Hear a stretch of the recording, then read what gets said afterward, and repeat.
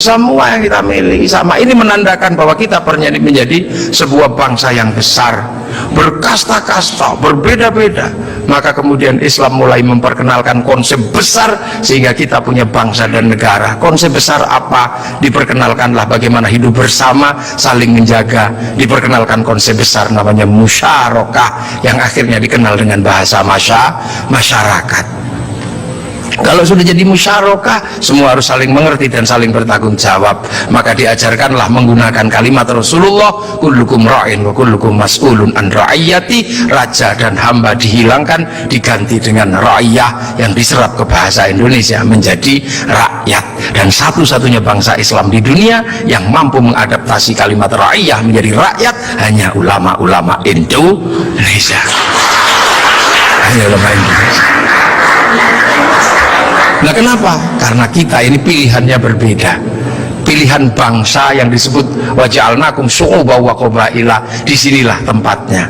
Arab tidak ditemukan bangsa yang berbeda, mereka satu bangsa. Eropa satu bangsa, Arab satu bangsa dipikul puluhan negara, Eropa satu bangsa dipikul puluhan negara. Tapi disinilah ada satu-satunya tempat puluhan bangsa bisa dipikul oleh satu negara, Kesatuan Republik Indonesia. Makanya harus disatukan. Tidak ada lagi raja hamba, yang adalah ra'iyah. Kalau sudah ra'iyah, tidak boleh lagi menyebut kafir.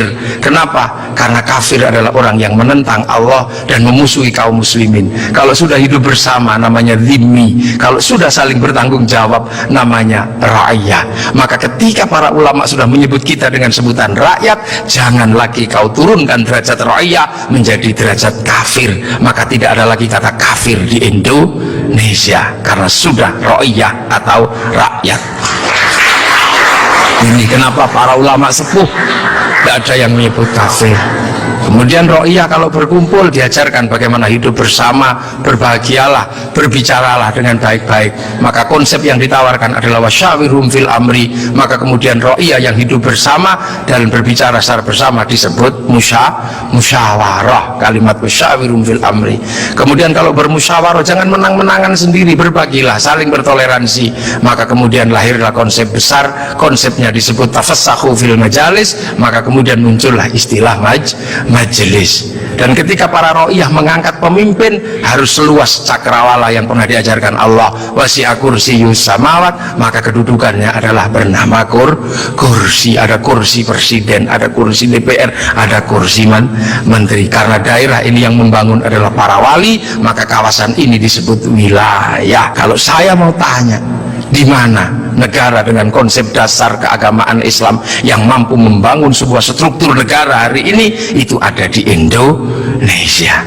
Maka jangan kau sebut negeri ini negeri tauhid, karena ra'iyah, musyawarah, termasuk kursiyun, termasuk majelis, termasuk wilayah, bukan menjadi bahasa orang nongkrong, tapi ini adalah bahasa resmi negara yang tertuang dalam Undang-Undang Dasar Negara Republik Indonesia tahun 1945. Dan inilah yang membuat kita, makanya insya Allah kita ini akhirnya, alhamdulillah, kita akhirnya tahu, oh ternyata kita ini pengikut Rasulullah, tapi bukan pada pangkat sahabat, bukan pun pada pangkat tabiin, tapi kita pengikut Rasulullah pada pangkat muridnya para ulama. Makanya biasa saja kadang di sini kayak gini kita diajarkan bagaimana hidup bersama, karena kita wal jamaah Indonesia. Makanya Bapak Presiden waktu kecil pasti dengar orang di Jawa sana kalau sholat zuhur mestinya 11:30, Pak Pratik ya, itu bisa mundur sampai 1:30. Kenapa? Karena jamaahnya masih ada di sawah. Terus Allah Akbar, Allah Akbar, sambil nunggu. Lantas pujian Robbana datang, ada Tombowati karena capek nunggu, pegel, sampai ada diuruki anjang. Itu cara di sini. Terus sholat. Nah, sholat di sini Allahu Akbar, karena sinyalnya jauh. Kita ini pemancar lokal, biasa sinyalnya suka hilang kan. Allah Akbar, ada bakso gitu, ding ding, sinyalnya hilang. Bakso gitu. Nah, ini Indonesia. Makanya karena sinyal yang hilang bakso gitu. Nah inilah Indonesia. Makanya karena sinyal yang hilang, habis itu para ulama mengajarkan kalau kepalamu bocor seperti itu, nggak inget Allah, inget apa, udahlah kalau habis sholat ditambal, maka habis sholat ada zikir la ilaha illallah, la ilaha illallah. Nah sekarang ada yang protes, kenapa berzikir pakai gini-gini? Bukankah sahabat kalau zikir terdiam? Sahabat murid Rasulullah terlalu dekat dengan Rasulullah, batinnya wusul kepada Allah sampai ke sana. Kalau wal jamaahnya ulama disuruh diam begini, tidur. Nah puasa juga sama. Orang Indonesia kalau puasa nggak terlalu khusyuk karena keluar rumah ada belimbing, ada jambu. Kalau di Arab keluar rumah ketemunya padang pasir, lebih khusyuk. Maka di sini lebih sering disuruh tidur gitu. Dalilnya apa? Naumu shaimin ibadah. Nah kalau malam pakai doktek.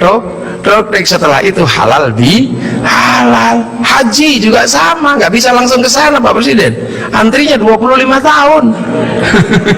Makanya orang sini capek nunggu, daripada capek nempelkan gambar Masjidil Haram. Ini Pak Menteri Agama, biar tidak terlalu capek, biar agak seneng dikit, latihan dulu di alun-alun Bogor. Labbaik Allahumma hajjan, ikhramnya beneran, niatnya beneran, tapi Ka'bahnya triplek. Nah ini namanya mana sih Kak? Haji. Nah ini wal jamaahnya baru ini, dan ini ada di Indonesia. Ini akhirnya orang tahu pangkatnya dengan Maulid. Rasul Mekah, kita Indonesia. Ada jarak yang sangat panjang, ada jarak waktu, ada jarak ruang. Nah ini kalau kita pahami dengan bahasa yang sederhana, fa insyaallah Islam di Indonesia akan tetap menjadi Islam yang ramah, Islam yang tidak kasar, Islam yang tidak gerasa gerusu, mampu ngayomi seluruh manusia yang berbeda-beda, seperti Rasulullah yang anittum harisun alaikum bil mu'minina raufur rahim ihdinas siratal mustaqim. Assalamualaikum warahmatullahi wabarakatuh.